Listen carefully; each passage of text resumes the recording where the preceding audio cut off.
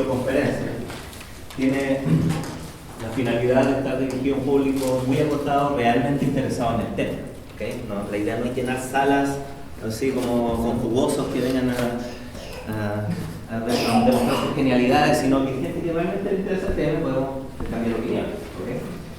¿Okay? Bueno, para los que no vinieron la semana pasada, me presento, mi nombre es David Rubilar, yo soy el jefe de la paleontología del museo y me dedico a los dinosaurios, ¿okay? En realidad a los arcosaurios más cercanos a las aves que a los cocodrilos, porque los dinosaurios se pueden incluir en un grupo mucho más amplio, de la misma manera que todos nosotros acá somos primates en algún momento, en algún momento somos placentados, en algún momento somos mamíferos, cada vez grupos más inclusivos. Los dinosaurios son a su vez, puede ser incluido un poco más amplio de todos los dinosaurios. En la mañana estuve hablando sobre dinosaurios en general y ahora me toca hablar un poco más sobre los dinosaurios de Chile. De hecho, creo que ustedes son los que estuvieron en la... ¿Cierto? Sí, ok.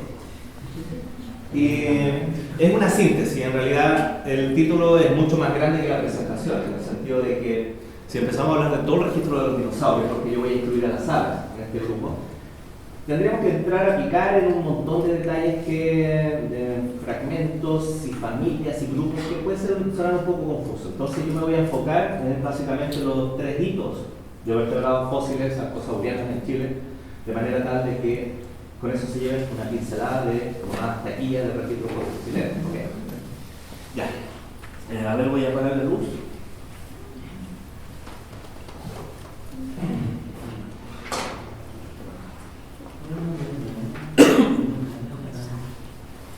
Okay. Bueno, para los que no estén familiarizados, para entender a los dinosaurios primero hay que entender su mundo. Y su mundo, si bien es el mismo planeta, la distribución de los continentes era muy diferente de lo que conocemos hoy en día. ¿Okay? En esta progresión de imágenes van a ir viendo cómo los continentes, que intuitivamente uno tiende a encajar, que es cierto, el clásico ejemplo de el borde sudamericano con África, tiende a encajarlos como piezas de rompecabezas, ¿cierto? Una idea que ahora nos es tan natural, en un momento fue un verdadero dilema, una complejidad, porque se argumentaba de que eso, en realidad ese borde, era una simple coincidencia. No fue hasta el descubrimiento de restos fósiles de vertebrados, de animales terrestres, que habitaban en esta porción, en esta y en estas 3 puntas, digamos, sin otras conexiones más septentrionales, que no tuvimos una verdadera idea de la naturaleza de la dinámica del continente. Y de ahí, más encima, se suma el factor de una brillante cartógrafa de la Segunda Guerra Mundial, que estaba mapeando el piso oceánico en el norte del Atlántico para que los aliados tuvieran una buena idea de cómo era el fondo para tratar de detectar submarinos nazis. Entonces fue como en esa etapa, porque ustedes saben que la guerra está muy ligada al desarrollo tecnológico, la Segunda Guerra fue fundamental, digamos, lo rescatable que tuvo, fue que fue fundamental en el desarrollo tecnológico de muchas cosas que hoy en día son cotidianas. Y una de esas fue los radares de batimetría que fueron diseñando mapas del fondo oceánico, y esta cartógrafa se dio cuenta de que desde la dorsal mesoatlántica, que es una especie de cordillera submarina donde fluye magma, se repetían bandeos de rocas que eran simétricos. Era como una especie de cinta corrediza que iba dejando una marca. Y curiosamente después, bueno, en los momentos se cagaron de la risa de lo que estaba diciendo, porque era una locura, pero no, finalmente se dieron cuenta de que en realidad su argumento era sólido y terminó siendo, y como es la costumbre de nuestra ciencia bien machista, sobre todo la ciencia occidental, sus descubrimientos quedaron como un poco en el cajón porque era, ¿cómo que se llama? Era una mujer, entonces se le dio todo digamos, la chispa a otros investigadores por ese descubrimiento. Pero en realidad ella fue la gatillante en demostrar todo este fenómeno de desplazamiento en el piso oceánico. ¿Por qué les cuento esto? Por una cosa bien interesante, porque el comprender la dinámica del planeta nos permite entender de que los continentes, al cambiar, se arrastran consigo, o consecuentemente con ellos, tienen transformaciones en el medio biótico, y de manera muy radical. Acá, lo que están viendo ustedes es el mundo a comienzos del Cretácico. ¿Ok? Progresivamente vamos viendo cómo avanza el periodo Cretácico, y si ustedes se fijan, la distribución de los continentes tiende a parecerse un poco más a la que conocemos hoy en día. Eso generó que muchos de los dinosaurios, que en un comienzo eran los mismos, básicamente los mismos en todo el mundo, porque al no haber grandes hitos geográficos entre las masas continentales, los mismos animales podían distribuirse a la misma especie a través de todo el globo. ¿Ok? Pero hacia la última fracción, vemos que la diversidad de dinosaurios aumenta porque también aumenta la fragmentación de los continentes. Están intrincados, digamos, estos fenómenos de evolución con la deriva de los continentes. Y así era el mundo hacia la última parte del periodo Cretácico, con la India, miren, fíjense, la India como isla continente, en directa colisión con Asia. Cuando ocurre el impacto entre el continente asiático y la India, por tener las densidades similares, las placas, levantaron el Himalaya. Era un impacto de un tipo distinto al que tenemos nosotros acá en el borde costero, que estamos al borde de un abismo, digamos, donde el piso se está metiendo debajo del continente. Entonces son otro tipo de sismos. Los sismos de ellos son más superficiales. No sé si se recuerdan que hace poco hubo un terremoto terrible en Nepal. Bueno, esos son mucho más superficiales, ¿ok? Tienen otra digamos, propagación de la onda por su relieve. Ok. Y esto que está acá sigue siendo mi forma de ver uno de los mejores cladogramas de dinosaurios. Ya tiene sus años, ya es noventero.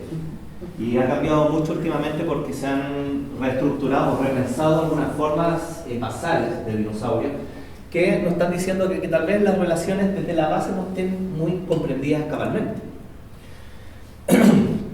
Para el que no esté familiarizado, este árbol, que es un árbol genealógico, se llama cladograma, pero un árbol genealógico que no es a nivel de familiares, ¿cierto? No es para conocer al tío, al primo, no, o el papá que no quiere pagar la pensión, sino que estos son los árboles que se construyen para conocer las relaciones entre especies. ¿Ok? Y si ustedes se fijan acá, el lado izquierdo, se dividen los dinosaurios básicamente por dos ramas principales, que son acá todas estas formas de dinosaurios con crestas, con cuernos, acorazados, picos de pato, formas muy aberrantes de dinosaurios.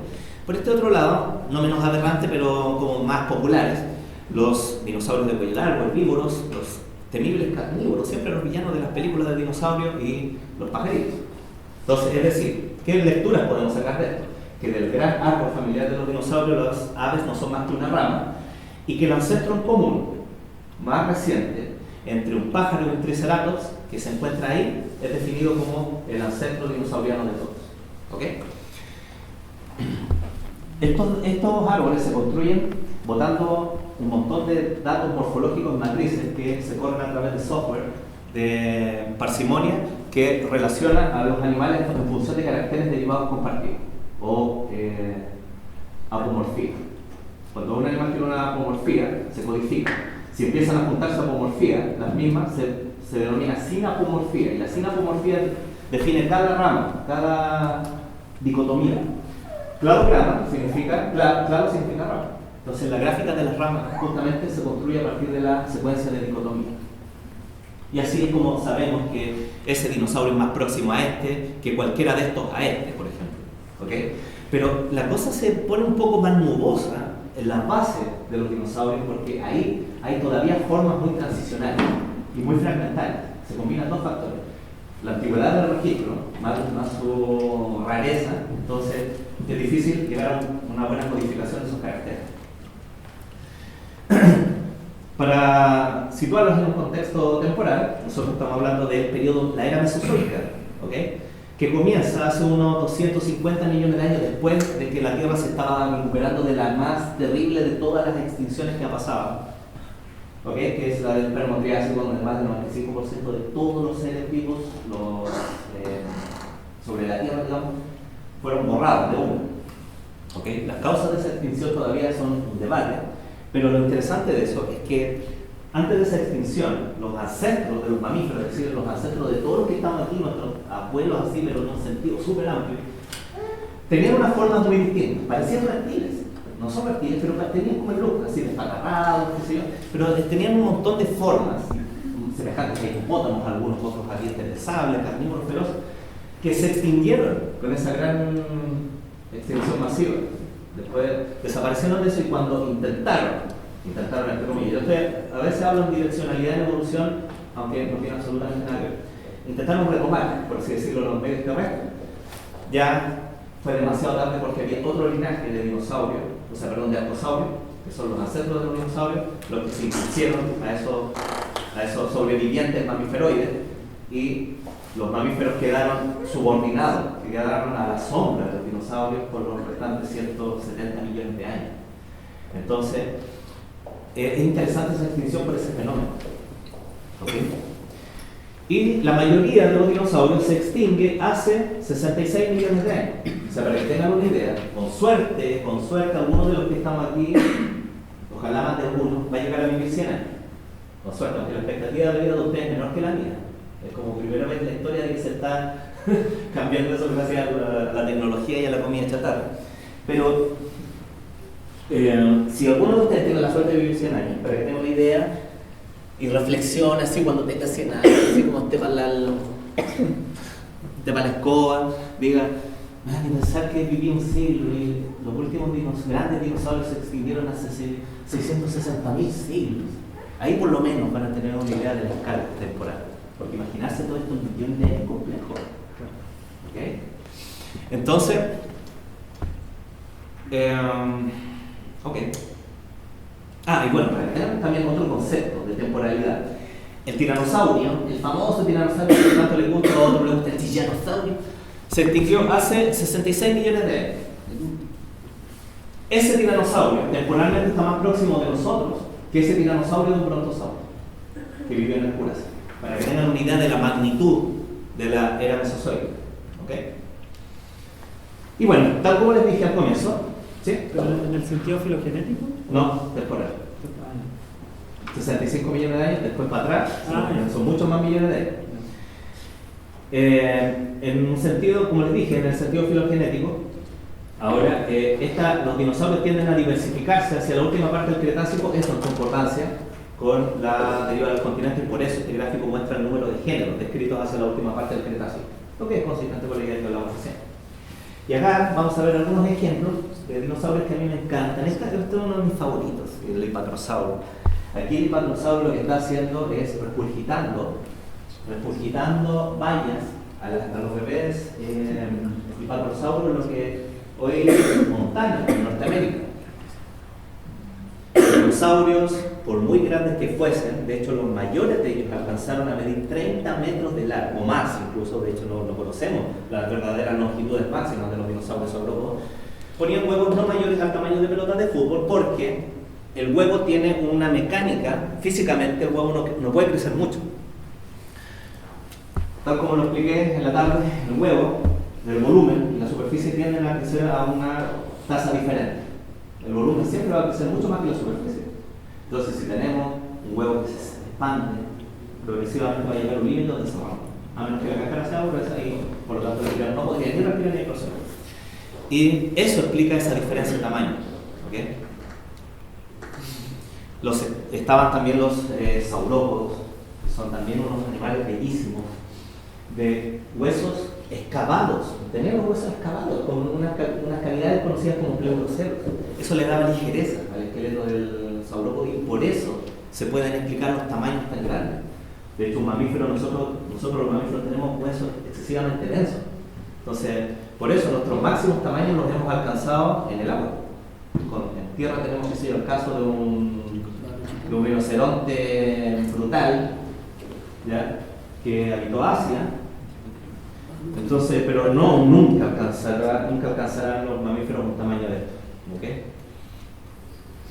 Y acá tenemos el otro linaje de los dinosaurios terópodos, que se les llama en general dinosaurios carnívoros, que la mayoría no fueron carnívoros. ¿Okay? La mayoría comían semillas, frutos, insectos. ¿Okay? Y ahí tenemos los dos extremos de tamaño. Fíjense. Este es un colibrí comparado con el diente de un ancestro, que es, debe ser un tiranosaurio. Y ahí tienen tiranosaurio, aquí. Ahora se sabe ya que esta piel está razonablemente puesta, porque esta semana se supo que encontraron parchecitos en el tiranosaurio Rex, que es como que no dejaba dormir a mucha gente, así como si tenía pluma o cama. Y tenemos estos maravillosos ejemplos de China, ya como este microraptorino que tiene plumas, dinosaurios emplumados, wow, como el velociraptor pero miniatura, chiquitito, totalmente emplumado. Y estos tenían los huesos totalmente huecos, todos los linajes de los terópodos tenían huesos huecos, ligeros, y con huesos neumáticos además, ¿ok? Los dinosaurios no tenían esos simples sacos pulmonares que tenemos nosotros, que son simples en estructura. Ellos tienen una especie de racimo bilasal, tienen racimos que se meten en los huesos, ¿ok? Entonces, estos dinosaurios fueron... y otro caso interesante es que el brazo de muchos de ellos permitía hacer un movimiento de este tipo. Cuando ponen esos dinosaurios todos ordinarios ahí con los brazos así como colgando, como mermes, está muy mal hecho. Yo creo que eso retraía los brazos, y en algunos casos, como los raptores, la articulación del hombro tiraba el número hacia atrás, por lo tanto, el golpe que podía ser un golpe con el animal era de este tipo. ¿Y ustedes qué animal es esto? Entonces tenemos animales chicos, de huesos huecos, de sangre caliente, totalmente emplumados. Volar fue una consecuencia inevitable. El vuelo no tiene ninguna direccionalidad, ¿ok? Ahí tenemos el detalle de ese plumón increíble que tenían estos dinosaurios, claramente un aislante técnico. Y esta preciosa colita de un dinosaurio no apiano encontrado en ámbar, no en resina. Y si vemos el detalle de las plumas, miren qué detalle más exquisito. Esta semana salió un polluelo de Narqueornite, descubierto también en un lagrimón de ámbar. Yo creo que se viene el dinosaurio no apiano en ámbar. Se viene, cosa de tiempo. Tal vez un microraptorino, y vamos a ver por primera vez, cuando ya pensamos que China nos había entregado todo, el sur de Asia, Birmania, para cambiar la historia. Y este es uno de mis favoritos también. Este es un anidamiento fósil. El acto mismo de anidar, de cuidar una prole de polluelos, ¿cierto? Se produjo por un caso donde una duna colapsó y enterró a la que se le llama Big Mama. En realidad no sabemos si es mama o papa, que estaba cuidando 22 huevos de su misma especie. Es conocido como Citipac. No tenemos efectos especiales. Estaba cuidando a su prole, son 22 huevos en ese nido. ¿Okay? Y esos 22 huevos, ahora sabemos que los citimaxis podían poner hasta 2 huevos. ¿Ok? Eso se han encontrado, hembras con el par de huevos. Esos son 22, lo cual indica que eso era una edad colectiva y tenía, digamos, se alternaban, de seguro los citipáticos, que no creo que hayan calzado uno solo con la pega, se alternaban en el cuidado de las crías, ¿ya? Por lo menos en la etapa de empollamiento. Un ejemplo de animales que se confunden, que están en la raya entre lo que podría ser un ave primitiva o un dinosaurio transformándose en ave, como el caso del Rhodonapis, que ya te lo pones como, de hecho, por fuera del Archaeopteryx. Y tenemos estos preciosos fósiles de Confuciornitides de China, que nos muestran rasgos intermedios como ese protosternón, dientes pequeños, un protopigostilo, el pubis retraído.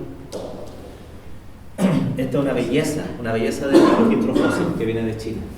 Tanto que Darwin le dio por la cuestión de que no, si el registro fósil es tan pobre que nunca nos va a servir, fue el propio Archaeopteryx, no es un pariente, el que vino a ayudar a Darwin 2 años después de haber publicado El origen de la especie, en 1859, cuando los curas se le fueron pero al cuello, vino a aparecer un fósil transicional en las calizas de Alemania, que era un fósil que en realidad era un dinosaurio emplumado.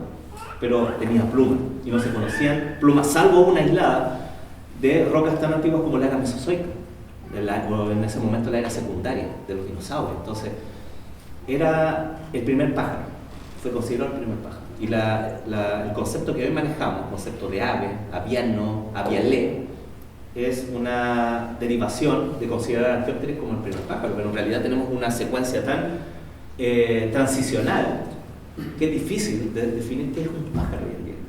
De hecho, hay un fósil que es de un género chino que se llama Gejolornis, que es bacán porque como los fósiles chinos preservan las partes blandas, el fósil tiene el ovario asimétrico. En las aves, un ovario se pierde, ¿ya? Eso está relacionado a la cantidad de huevos que pueden poner. Y se puede ver la simetría en Gejolornis, y hasta ahora, por fuera de los avialé, hay dinosaurios como el Sitipati, que es muy próximo a las aves, que ponían un montón de huevos. Por lo tanto, sabemos, o sea, un montón de huevos, 2 por lo menos, pero grandes. Estos ya podían poner uno más pequeño, entonces, o menos. O sea, perdón, me refiero a las unidades colectivas que eran de muchos huevos hasta los pocos que encontramos hoy en día en los pájaros. Entonces, es muy probable que tal vez podamos cortar la línea, si queremos, porque en realidad esta cosa cambia todos los días, en considerar la simetría del ovario como una característica que puede ser considerada propio de los aviales, de lo que podemos considerar como pájaros. Pero todo eso cambia tan rápidamente que es muy probable que hoy día es viernes. No, la próxima semana, cuando Nature Science haga sus publicaciones semanales, cambie todo lo que les estoy diciendo, ¿okay? Bueno, a partir de esa breve introducción, voy a hablarles ahora del registro fósil chileno, ¿cierto? Nosotros vimos un pico de pato, puse un ejemplo, un androsaurio, y nosotros, porque es próximo a un grupo conocido como ornitópodos, ¿ok? Y los ornitópodos son animales que sí han sido documentados en Chile principalmente por huellas, ¿ok? Tenemos huellas en la región de Tarapacá, algunas en la región de Atacama, unos huesitos aislados en la región de Atacama, y Magallanes, que se está convirtiendo en la última frontera de excavación de dinosaurios. De hecho, tenemos unas novedades ahí, pero fantásticas, que se va a hacer la segunda tanda de grandes novedades de dinosaurios y otros animales mesozoicos de los próximos 5 o 10 años. ¿Okay? Todas las campañas de este verano vinieron a cambiar todo esto. Es mucho más complejo el panorama. ¿Okay? ¿Tenemos dinosaurios de cuello largo? Sí, los tenemos. Representados por huellas y por restos principalmente de titanosaurios. En Aysén tenemos una diversidad un poco mayor, ¿ya? De saurópodos muy fragmentarios, eso sí, pero con titanosauriformes, por ejemplo.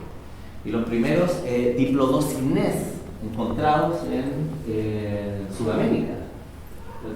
Los diplodocinos son la subfamilia que incluye el famoso Diplodocus carnivore, ¿ya?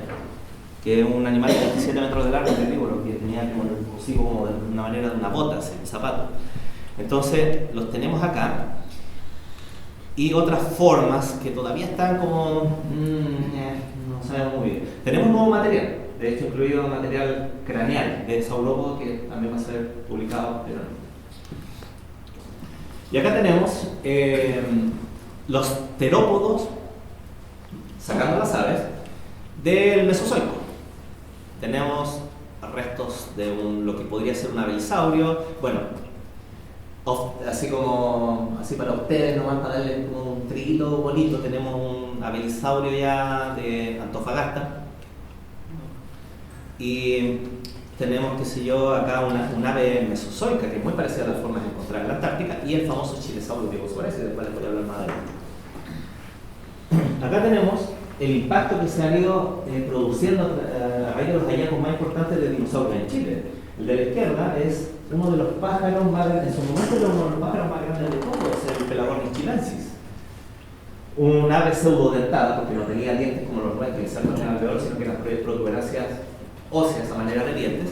Y el de la derecha, Chilesaurus inusualis, que es hoy por hoy un dinosaurio tan espectacular y tan raro, que ganó la portada, me acuerdo que salió junto con un dinosaurio encontrado en China, porque parece que estos chinos mandan a hacer los fósiles, ¿cachai? Son, cuando uno ya cree haber conocido todas las combinaciones posibles, sacan el dinosaurio que tiene pluma y membrana como murciélago, ya anda.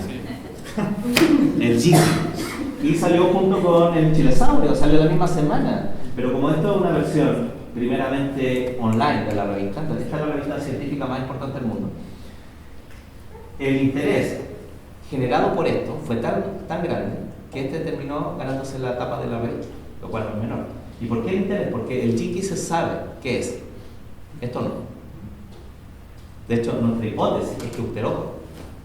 Pero ahora, en este mismo momento, estamos respondiendo un artículo que dice que este es el ornitisquio más basal de todos.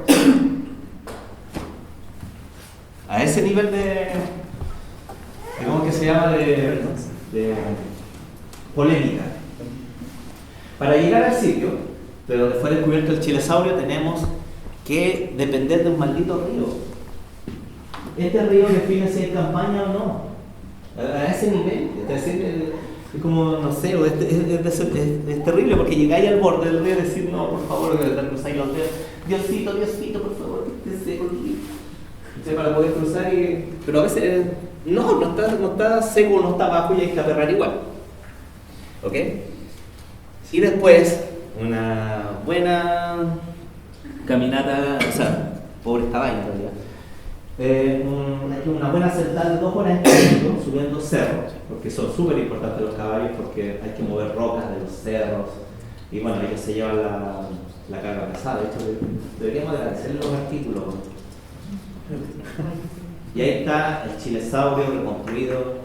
No me gusta esta reconstrucción, pero la que les vamos sacando ahora un libro de dinosaurios bueno, que va a salir pronto y bueno, les voy a mostrar una buena ilustración por fin de chilesaurio, ¿ok?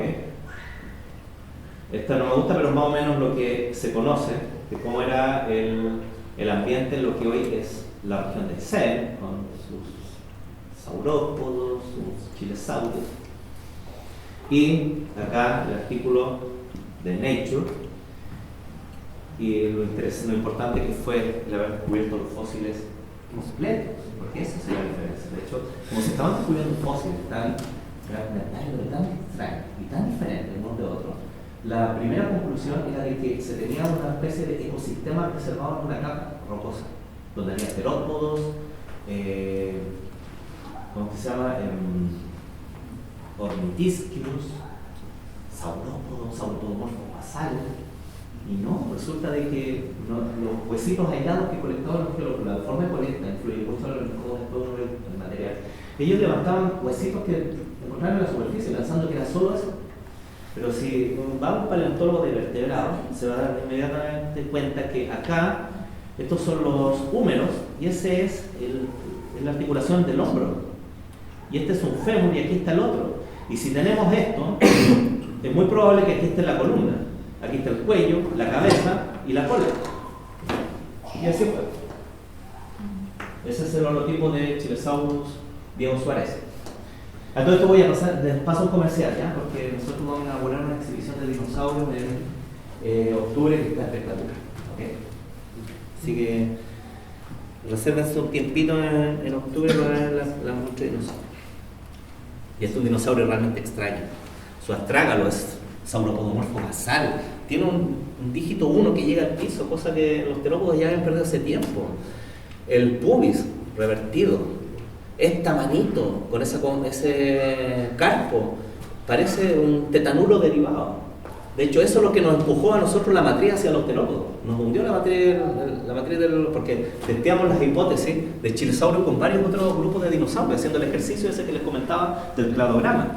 Y finalmente el consenso fue de que era terópodo, pero ojo, una interpretación filogenética es una hipótesis de relacionamiento, no es palabra sagrada. ¿Okay? En ciencia, esta cuestión de que las cosas son fijas, estáticas, nada que ver. O sea, si les gustan las cosas definidas con anterioridad o todos los problemas resueltos, métanse en una religión, pero acá en ciencia lo que más abunda son las incertezas. ¿Okay?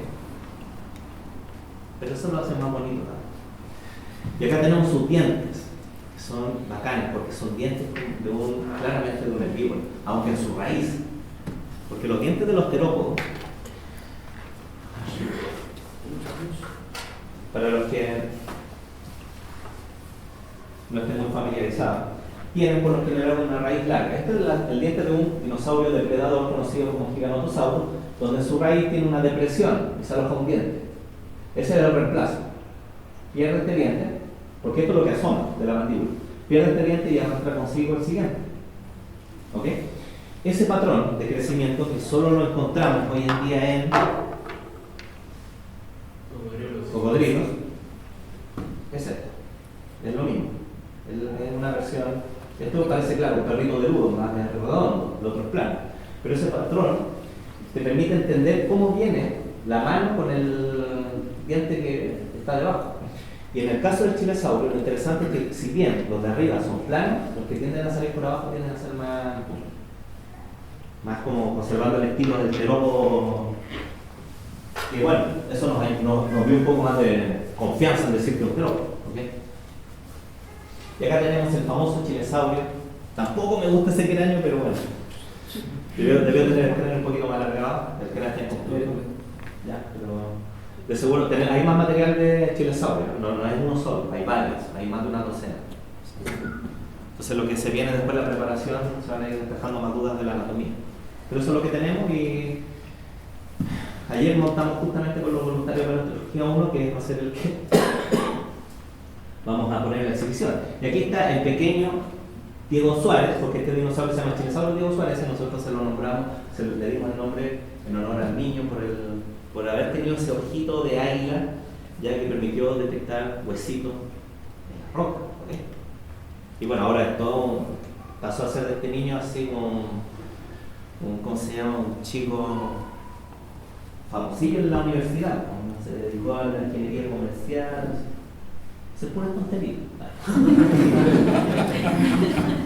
Y bueno, acá están un poco las repercusiones mediáticas del chilesaurio, así como en todo el mundo.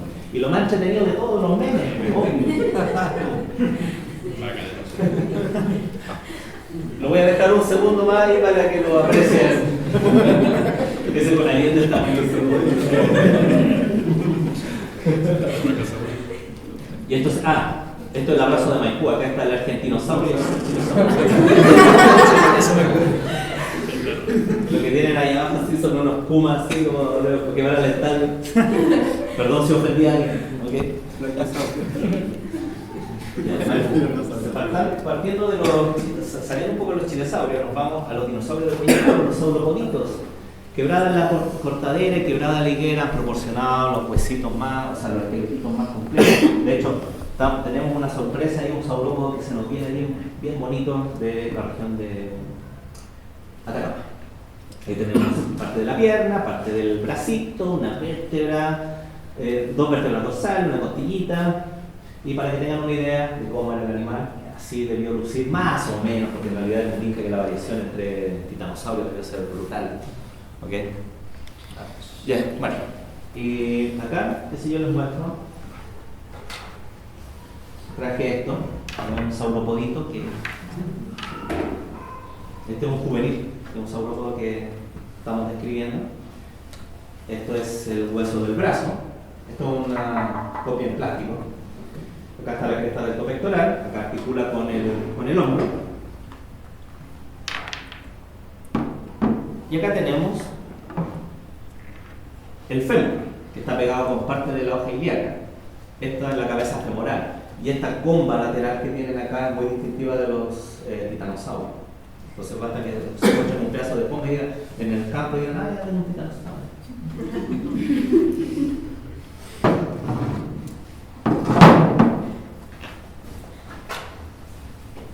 ¿Ok? Ya.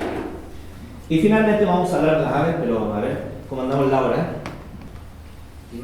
Estamos bien. Las aves paleógenas, tenemos registros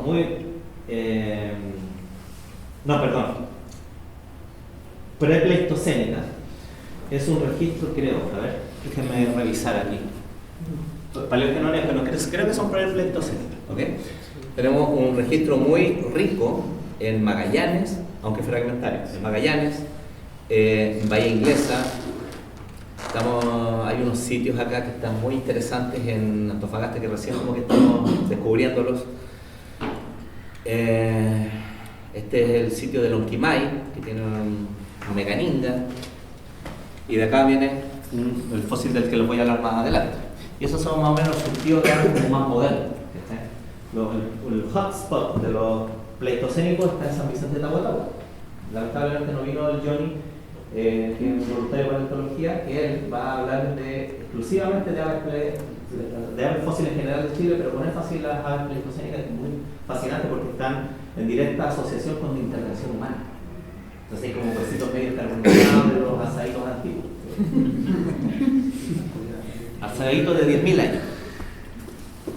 De hecho, no sé por qué San Vicente no tiene así como ese logo. Tenemos las mejores carnes desde hace 10.000 años.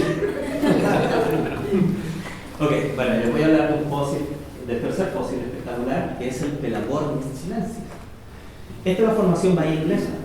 Y es una formación que tiene distintos niveles. Esto en un momento fue es parte de un sistema de cuenca, donde se depositaron un montón de sedimentos y muchos fósiles. Era una especie de trampa tafonómica, como se le suele llamar estos depósitos donde abundan los esqueletos. Lo interesante es que esa capa que está ahí, o sea, una capa de diatomea por sobre esta, tenemos una matriz que es una capa de origen volcánico. Y cuando tenemos capas de origen volcánico podemos datar la roca. Entonces tenemos que el techo de la formación tiene 7 millones de años. Entonces todo lo que viene acá, de aquí para abajo, tiene al menos esa edad.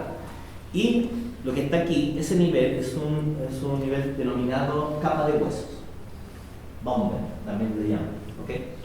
Y de ahí excavamos, y de aquí proviene uno de los fósiles más espectaculares de aves encontrados en el mundo. Yo fui a visitar el sitio porque la gente que extrae legalmente fósiles de ahí, o vaqueros, me dijeron de que por ahí habían encontrado un cráneo de pelagornillo. Y fui a excavar ese sector y me encontré un número. Ahí está. Pero la densidad ósea es tan grande que fíjense, ahí hay un número de un pelagornillo que está un poco destruido ahí. Eso es parte de un delfín. Eso es una ballena. Tenemos otra ballena atravesada acá. Habían restos de otros pájaros. O sea, la abundancia de huesos es tremenda. Ahí está, para que tengan una idea, mi brazo comparado con el huesito roto acá de pelagornillo. Bueno, nosotros dimos con ese lugar porque de Alemania recibimos un mensaje de que se había recuperado un ave fósil dentado, un pelícano dentado de Chile. Nosotros, por la experiencia que tenemos de trabajar en Bahía Inglesa, porque trabajar en Bahía Inglesa es como un trabajo bien antropológico, ¿no? Porque están todas las comunidades de personas que piensan que los fósiles hay que venderlos porque son su patrimonio y toda la cosa. Su patrimonio en el sentido de valor monetario, no valor científico. Y sobre el cual pueden echar mano cuando quieran, ¿ok? Porque muchas comunidades así que dicen, pero es que nosotros que tanto hemos luchado hasta el hueso podemos venderlo, no entienden el tema del valor científico, no entienden el valor del valor incluso monetario que esto puede tener, pero subsecuentemente con una buena infraestructura turística. Y de Alemania, yo sabía, ellos me habían comentado que habían encontrado un pelícano dentado completo. Y pasó mucho tiempo. Así que antes de que yo dije, bueno, si lo vendieron ya lo perdí, porque cuando un fósil se vende, se termina en la casa de un particular y nadie sabe más hasta que se muere ese particular y normalmente la pareja o la familia dice, no, esos son unos huesos más antiguos, joder. Así es el destino de muchos fósiles. ¿Okay? Entonces, nos avisaron de Alemania de que estaba este fósil y resulta que estaba en manos de un particular, de un millonario alemán que lo compró en Estados Unidos, en la tienda de fósiles más grande de todo, que es la feria de Houston. Ahí lo compró, se lo llevó a Alemania y le pidió a este señor que está acá, que se llama Gerald Mayer, que por favor le pasara su obra de arte, porque así son vistos estos materiales. Entonces el Mayer le dijo, mira, ¿sabes que ese fósil es tan espectacular y tan único? Porque nunca, pese a tener una distribución cosmopolita de estos animales, como se infiere que el estilo de vida es muy semejante al del albatros errante, que son aves pelágicas, de hecho pelagornis significa el pájaro pelágico, este animal por tener estas condiciones, digamos, es muy fragmentario, donde se encuentran en todo el mundo, hasta la Antártida. De hecho, yo tuve la suerte de encontrar un brazo de uno en la Antártida, pero solo un brazo, no el animal completo. Entonces, el tema era de que se conocen en todo el mundo, pero nunca uno tan completo. Y le dijo, mira, esto va a ser mejor que esté en un museo que esté en tu libro. Y por un elemento fortuito número uno, que es la conciencia del comprador de su obra de arte, en devolverlo, es que Chile ganó un poroto súper importante. El segundo evento fortuito es que el Museo Senckenberg está en línea con la nueva tendencia de los museos europeos, que no es depredar otros países, sino que adquirir material siempre y cuando hay un compromiso del país de donde viene, de su origen, digamos, si hay leyes patrimoniales que lo recuerdan, de recibirlo y guardarlo en un museo. O sea, tuvimos doble suerte. ¿Okay? Y se generó una cooperación para estudiar este animal, y fíjense el tamaño del animal. Se los presento. Ese es el pelagonívoro más completo del mundo. Hay otro más completo de Marruecos, que está en la misma situación que el pelador. Se vendió por cualquiera lo sacaron de Marruecos, y los alemanes están ahí donde lo compramos o no lo compramos, porque el tema es que se pierde información cuando se extrae material del sí. El fósil es enorme, ¿okay? Estamos hablando de 4 metros de fósil. Tenemos un rango mínimo de envergadura de 5 metros 20 y 6 metros 10 como máximo.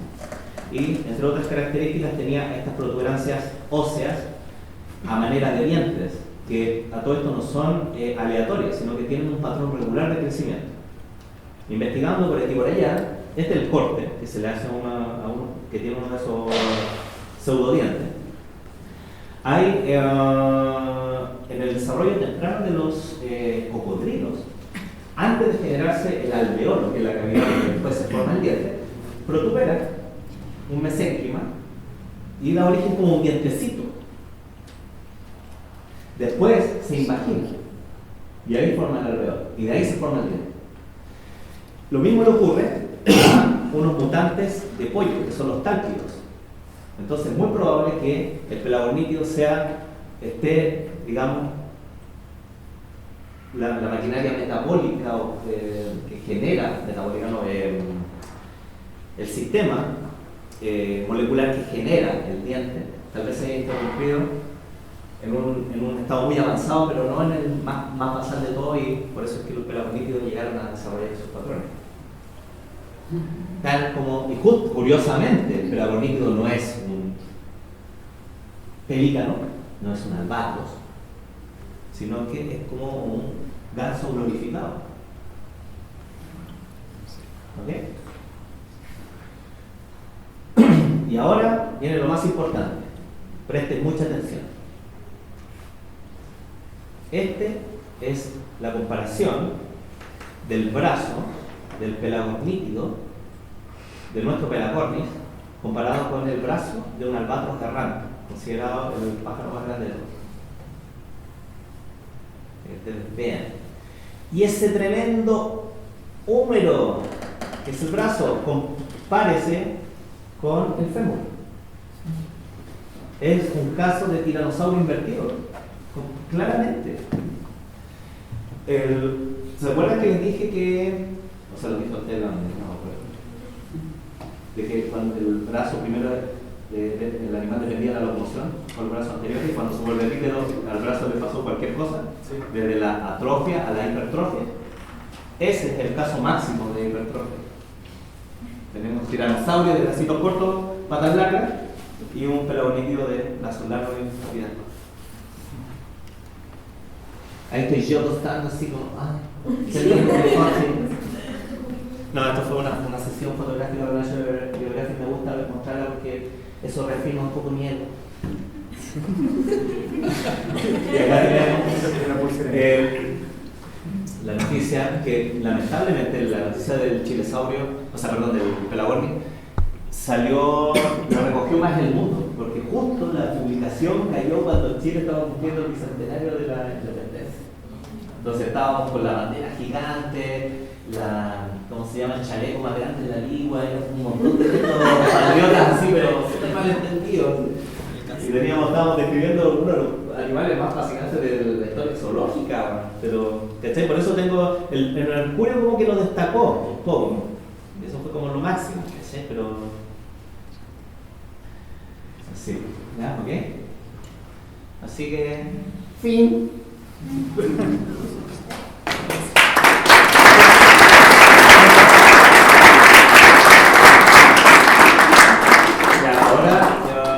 Tiempo para preguntas, conversación. Les ofrecería un cafecito, pero son muchos.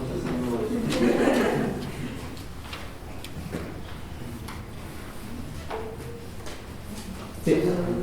En el cladograma que mostraba al principio, aparecían las aves no en el lado de los mamíferos. No. Porque yo siempre pensé que las aves provenían de esa rama. De los mamíferos. Sí, por el nombre. Claro, exacto. Es que mira, hay un montón de confusiones porque los primeros fósiles que se descubrieron. De hecho, es interesante porque hablemos un poco del concepto de dinosaurio. ¿Alguien sabe por qué se inventó el concepto de dinosaurio? Porque es un concepto que alguien en algún momento lo dijo, hay que inventarlo porque hubo un porqué detrás. Que significa lagarto terrible. ¿Saben ustedes por qué se origina el concepto de dinosaurio? Es un concepto creacionista. Lo describió una eminencia en anatomía comparada que era anti-evolucionista progresista, que era Richard Owen. Entonces, bajo la lógica evolucionista progresista, la tendencia es que las cosas van de menos a más.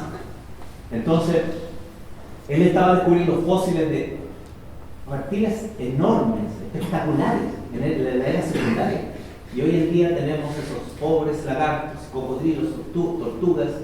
Entonces, en realidad, él no podía entender cómo es que no estaban esos lagartos primero y los dinosaurios ahora, como la corona de la creación. Entonces, el concepto dinosaurio vino a ser como un golpe, tratar de aceptar un golpe máximo, un hecho derecho, digamos, al darwinismo. En ese momento estaba como, las ideas darwinianas estaban como rondando en el aire antes de ser publicado el origen de la especie, porque el concepto de Owen es de 1842. De hecho, en el 41 ya dio su primera palestra del concepto de dinosaurio, pero el concepto es creacionista. ¿Ok? Entonces, volviendo a tu pregunta, ¿qué se encontró al comienzo?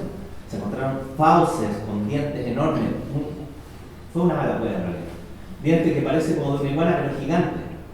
Iguanodon, Megalosaurus, el lagarto gigante. ¿Te das cuenta? Entonces, al comienzo, el terópodo, que es el que da origen a las aves, se encontró, digamos, en la antítesis del pájaro. Y al encontrarse en la antítesis, generó todas esas confusiones de nombre.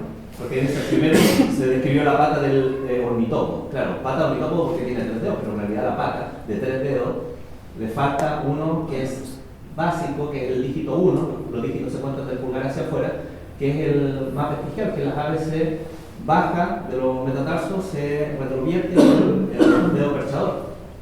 ¿Te das cuenta? Entonces,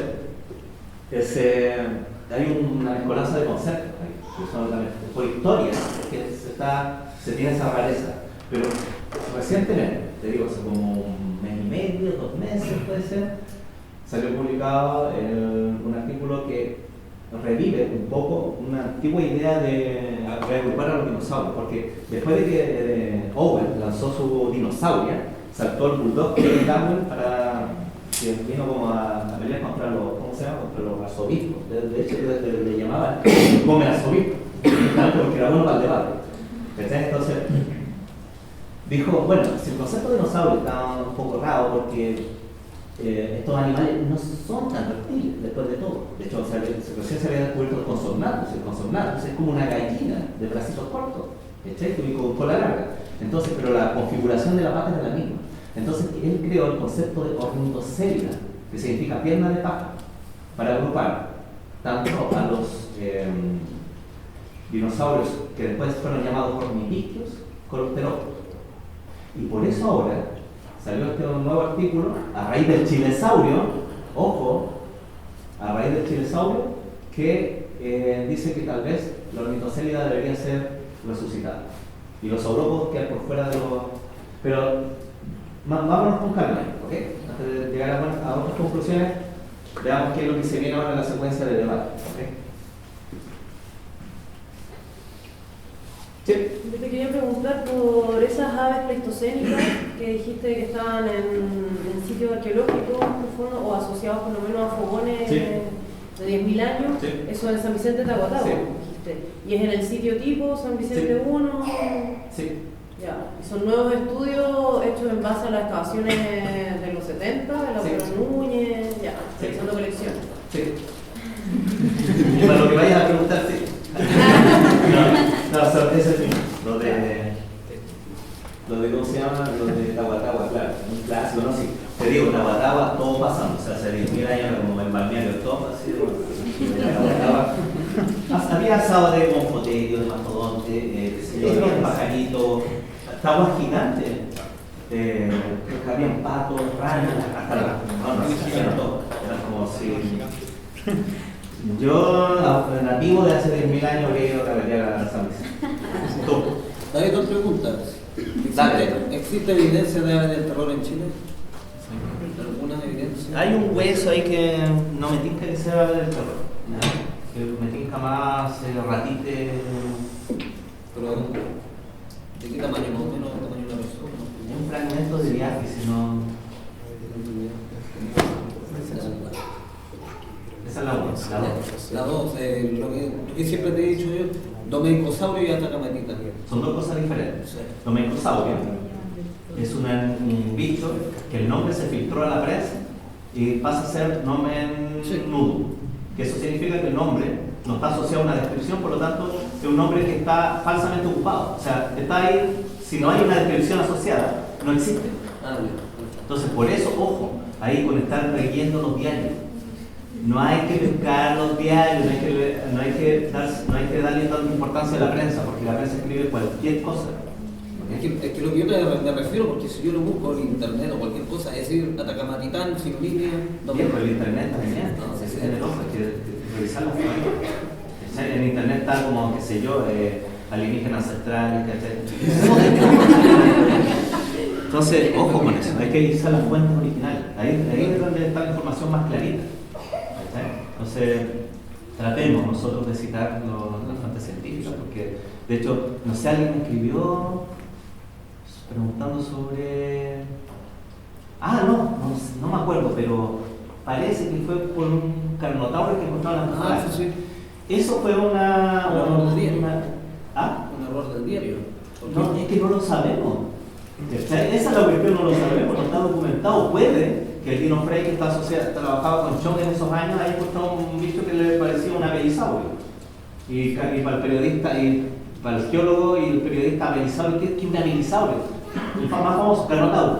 Entonces Carnotauro en Chile, listo. Claro, que me dio risa porque después en otra noticia que salió, decían hallazgo de dinosaurio en Calama y salía ese mismo hueso como abajo, resto de saurópodo, el mismo hueso que te refieres tú. Claro, te das cuenta, entonces hay que tener ojo. Por eso las publicaciones científicas son las fuentes primarias del conocimiento, porque de hecho, si quieres tú refutar algo, saber o refutar la idea de la persona, tienes que ir a la fuente, no citarlo en el diario, eso es un absurdo. Y volviendo al tema del domeicosaurio, ese no está descrito y el Atacamatitán es otro, de Calama. Sí, El llamado domeicosaurio es de Quebradilla. Sí. Dos preguntas también sobre los dinosaurios de Aysén. ¿Ya? Ahí se menciona titanosauriforme y determinado. Ese es el del Jurásico, ¿cierto? Sí. Pero tengo entendido que en el Jurásico los titanosauriformes conocidos son brachiosaurios. Y también parece que en los del grupo de los Euolopus. Pero no tengo más claridad si hay titanosauria jurásica. Titanosauriformes son el brachiosaurio y titanosauriforme. Ya, entonces. El de ese tipo. De ese... Ya, y el del que está en el sur de Chile, ¿podría De hecho, ser? disculpa, también hay evidencia que viene desde el mundo de la tecnología. ¿Te das ¿Ya? cuenta? Porque fíjate que los titanosauriformes, nosotros vemos que hay dos tipos de diáfisis de los cefalópodos.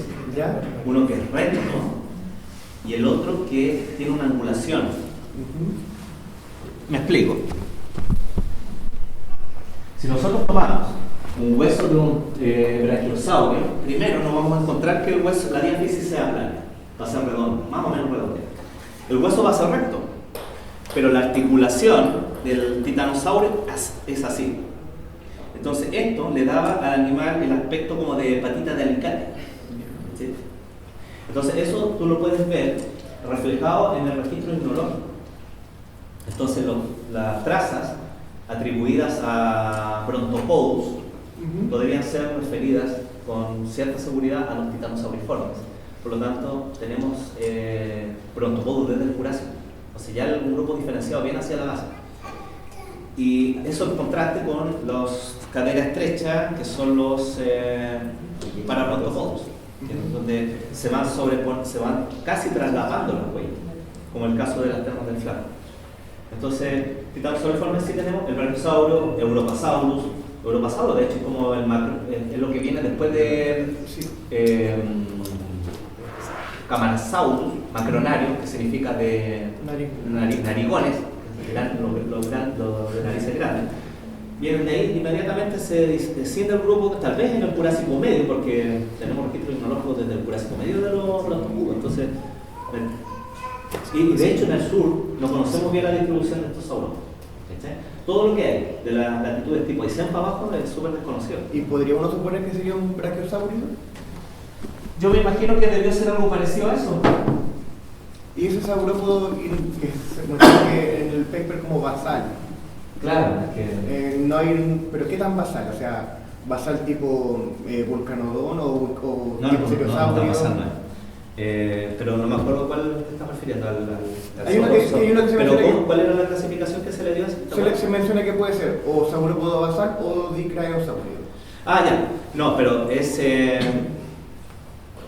claro, si es dicraeosaurio, claro, es un eosaurópodo basal, no a nivel vulcanodón, yo creo. Yo creo que más derivado... ¿Tipo pterosaurio o patagosaurio? No. Puede ser. Patagosaurio sería un candidato ideal. Sí, porque como por la cercanía de cercanía geográfica y cetiosáurido, digamos. ¿Quizá? Claro, también es un grupo muy críptico. Yo creo que los cetiosáuridos ahora son el equivalente a los titanosaurios de los 90. Lo mismo que nosotros conocíamos de los titanosaurios de los 90, que era nada. De hecho, siempre es curioso porque había un dibujo donde retrataban al titanosaurio con una nube en la cabeza porque no se conocían los cráneos. Entonces se pensaba que no tenía cráneo. Pero no. Se sabe ahora, hay muchos cráneos, ahora se está haciendo filogenia a nivel craneal. Yo creo que con los cetiosaurios está pasando eso. Tengo una duda con hablan de que descubrieron dos... Espérate, ¿lleváis dos? Hablan de que descubrieron dos diplodocidos. Sí. Uno que era diplodocino y Sí. otro que es basal. Sí. ¿En qué sentido basal? Porque yo tengo entendido que esa familia está dividida en dos. Claro. Una que lo menciona con los apatosaurinos. Apatosaurino, dinosaurio, claro. ¿Podría ser un apatosaurino? Podría ser. Exactamente. Será mi... Es que claro, el basal, para saber tú cuál es el más basal, siempre en un cladograma te sugiero ver el grupo hermano, lo que viene por fuera de la dicotomía. Ya. Entonces eso te va a dar una idea más o menos del look del ancestro o del más basal de todos. Tú. Quisiera saber un poco más acerca de qué se ha registrado en las cartas, a propósito de que usted estuvo allá y también un poco llevarlo eso hacia el clima que existía en ese entonces. Sí. No, un clima mucho más, de hecho, las investigaciones que estamos llevando en la Antártica nos han permitido, estamos trabajando con el grupo de Magallanes. Nosotros hicimos las expediciones antárticas, los de Magallanes, donde estás tú creo, se enfocaron en las chinas, cerca del Parque Tongalpaya. Estamos cachando que cómo se propagaron, por ejemplo, los paleobotánicos, cachando cómo se propagaron los notofagos. Los notofagos del sur de Chile tal vez sean colonizadores que vienen de Australia, que pasaron por la Antártica y se fueron en dirección hacia Sudamérica cuando hubo estos puentes que se conectaban, separaban, reconectaban. ¿Te das cuenta? Entonces está interesante ese trabajo porque los notofagos pertenecen a un grupo de plantas cuya diseminación es casi como que digamos, el pájaro tiene que crecer al lado de la madre. ¿Te das cuenta? No son de estos que se propagan a grandes distancias. Se pueden propagar las semillas, claro, pues son livianas, pero no se pueden dar en cualquier parte. El notofago va creciendo como uno al lado del otro. Entonces son de esos ejemplos como las ratites para explicarte el tema de la deriva en los continentes. Son aves corredoras que se han mantenido en el hemisferio sur, no nos fabulan, corredores del hemisferio sur, entonces te pueden permitir reconstruir cuáles fueron las rutas de migración. Esas conexiones también permitieron que dinosaurios que vinieron desde ¿cómo se llama? Desde el sur se conectaran con los del norte y que los que venían bajando de la Patagonia con los de la Antártida. Entonces estamos develando ese tema. De hecho, una de las novedades de este verano es que salió un terópodo muy pulento de Magallanes. Entonces eso nos está ampliando el rango de una familia que no quiero decir nada para no tirar abajo la novedad del país. Pero esa es la dinámica. Ahora, nosotros en este caso fuimos a trabajar una isla que se llama Isla Seymour, que tiene la secuencia de sedimentos que es del Cretácico tardío, la última parte del Cretácico, hasta el Eoceno. Y hay un momento donde está el café, Cretácico caliente, donde fue la gran extinción de los dinosaurios. ¿Te das cuenta? Es una capita, así, de hecho tú podés poner una pata así pero en el susoico en el... ¿Está? Y ahí donde se tiene está, de hecho está ahí el clavo, si mal no recuerdo. Hay un geólogo acá, el clavo o el clavo de oro. ¿Cuál? El del Cretácico paleógeno está en la Antártica. Ah, ya no. En el Seymour, está ahí. Porque está tan bien documentada esa transición que está perfecto. Entonces, en ese lugar fuimos a trabajar, pero cogemos reptiles marinos principalmente. También el que ha llevado el líder de la investigación de reptiles marinos, Rodrigo Otero, que él trabaja, digamos, conocer la dinámica de las familias de plesiosaurios, mosasaurios, etc. Y hacia los estratos más recientes encontramos restos de este pájaro gigante. De hecho, encontré uno que es más grande que el laboratorio que mostré, que es el más complejo. Así que tenemos uno que es más extensivo. Pero la tabla es muy complejo. Muy complejo.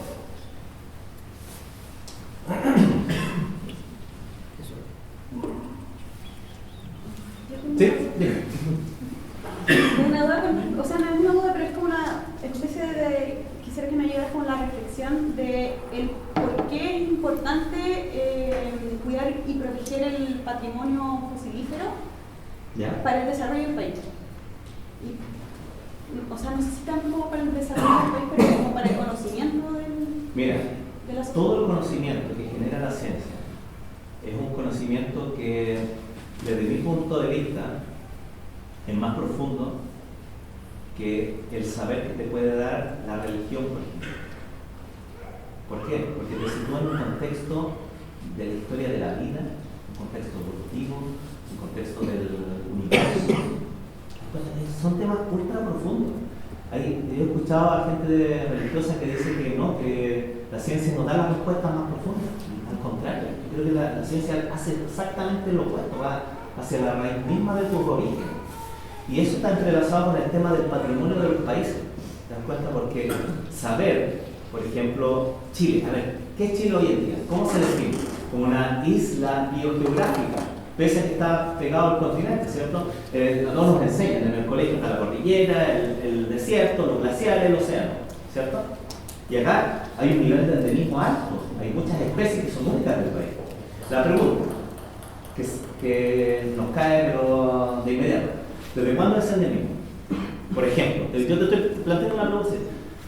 El chilesaurio nos está diciendo que tal vez es un endemismo jurásico, desde tan antiguo que son. Entonces, ¿cómo no va a entregar sentido de pertenencia? ¿Cómo no va a entregar sentido de identidad a un país? ¿No? Nosotros, por ejemplo, Estados Unidos, tú vas al oeste de Estados Unidos y es impresionante cómo los dinosaurios son parte de la cultura. Hay museos espectaculares, hay centros de visitantes, hay miradores de formaciones geológicas. La gente valora más lo que tienen con ese conocimiento. ¿Te das cuenta? Por ejemplo, cuando hablan del programa antártico y se mandan a los militares como para hacer presencia por presencia no es un acto mismo de nacionalismo ni de conocimiento. Tú tienes que mandar científicos que vayan a explorar esos exploradores. Y una vez que conozcas la Tierra, vas a poder sentir propiedad y decir, mira, nosotros conocemos este lugar.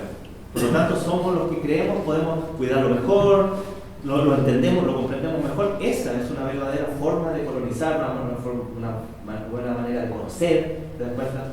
Entonces, el conocimiento siempre va a ser un plus, siempre, porque va a un tema muy humano, que es saber, es la curiosidad.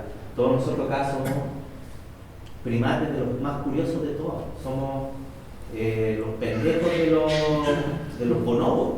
Entonces somos las formas pedomórficas de los ancestros bonobos, que todavía sienten la curiosidad del juvenil, que en vez de estar jugando, juega a un nivel mental. ¿Cómo no va a ser importante eso?